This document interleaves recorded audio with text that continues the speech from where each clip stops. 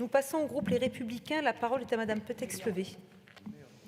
Merci Madame la Présidente. Monsieur le Ministre, mes chers collègues, la rénovation énergétique et plus précisément thermique de nos bâtiments est un des enjeux les plus importants de notre époque. Elle se heurte malheureusement à plusieurs limites. Premièrement, le pilotage des politiques publiques en matière de rénovation thermique ne conduit pas à des résultats pertinents et montre des limites criantes. La plupart du temps, c'est le nombre de logements rénovés et les dépenses publiques qui sont pris en considération, plutôt que la baisse de la consommation énergétique et des émissions de gaz à effet de serre. Il n'existe aucune statistique en France basée sur les consommations réelles après rénovation thermique. Ce système est non seulement préjudiciable à la performance énergétique, mais également au suivi des politiques. Certes, l'État a proposé un éventail d'aides aux Français, une quinzaine environ. Mais combien d'entre eux les ont perçus? On m'a souvent signalé d'ailleurs des procédures administratives compliquées et interminables. Cela constitue actuellement un vrai frein pour de nombreux ménages à se lancer dans des travaux de rénovation énergétique. Il semble aujourd'hui indispensable de clarifier et de simplifier les différents dispositifs d'aide et les démarches à suivre.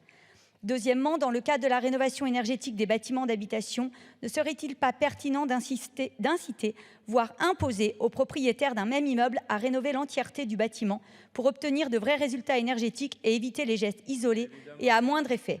Enfin, le marché de l'immobilier va être chamboulé par l'interdiction à la location des logements mal classés énergétiquement qui va se durcir dans les années à venir. Cette mesure, entendable, mais aussi alerte depuis des mois la filière du BTP.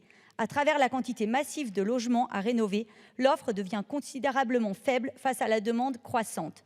Les artisans l'annoncent tant en termes de main-d'œuvre que de matériaux. Les travaux de rénovation thermique s'enchaînent et ils ne peuvent malheureusement pas suivre. Aussi, et dans le contexte d'explosion des tarifs de l'électricité pour les professionnels que nous connaissons, comment le gouvernement compte-t-il pallier au manque d'artisans et de matériaux qui va fortement freiner les travaux de rénovation énergétique des particuliers? Depuis des années, la puissance publique multiplie les chèques pour des dispositifs qui ne donnent pas vraiment satisfaction aux bénéficiaires, ni à l'ambition du législateur de massifier la rénovation thermique dans notre pays. Entre incitation et obligation, il est grand temps de trouver un fonctionnement équilibré et véritablement efficace. Merci. Merci, Monsieur le Ministre. Madame la Présidente, Mesdames et Messieurs les députés, Madame la députée, vous avez raison, je crois avoir essayé de le dire tout au long de cet après-midi. La rénovation de l'habitat collectif ne passe pas par la rénovation, ou en tout cas uniquement par la rénovation d'un logement à l'intérieur d'un habitat collectif.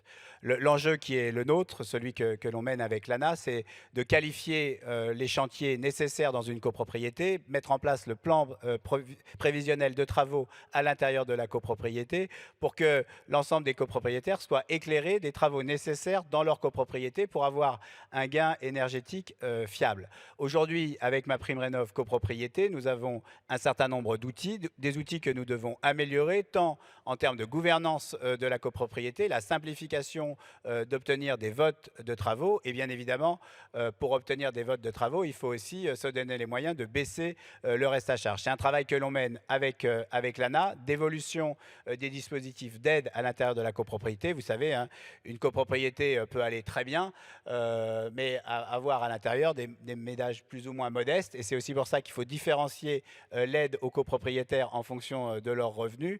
Soit c'est la copropriété qui encaisse la totalité des aides et qui fait une répartition différenciée, soit c'est le copropriétaire qui est aidé. Ensuite, il y a des copropriétés plus modestes, plus fragiles, qui peuvent être dans des dispositifs type opération programmée de l'amélioration de l'habitat, des OPA, ou d'autres copropriétés encore plus fragiles qui peuvent se retrouver dans des plans de sauvegarde. Et dans chacun des cas, il faut avoir un niveau d'aide suffisant pour que ces travaux soient réalisés. C'est l'intérêt des gens qui habitent pour leur pouvoir d'achat, mais c'est aussi l'intérêt de la planète, puisque chacun de ces gestes auront un effet sur la diminution des gaz à effet de serre. C'est tout l'enjeu qui est le nôtre devant nous, aller vers des éco-gestes plus massifs, sortir du geste unique et aller vers des rénovations à la fois globales et performantes, en particulier dans l'habitat collectif. Je vous remercie. Merci, Monsieur le Ministre.